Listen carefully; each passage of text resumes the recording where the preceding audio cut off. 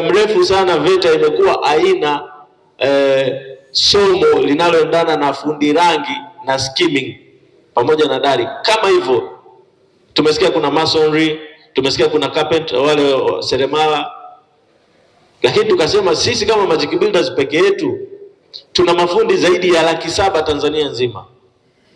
Tunavyoenda kuwathamini hawa na kuwapa cheti chao kutoka VETA, maana yake ni nini?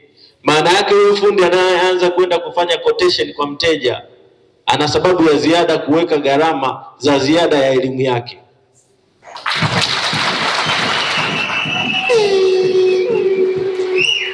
Jambo la pili, tutatokana na ile dhana kwamba ili fundi apate kazi ni lazima asemewe na mtu mwingine.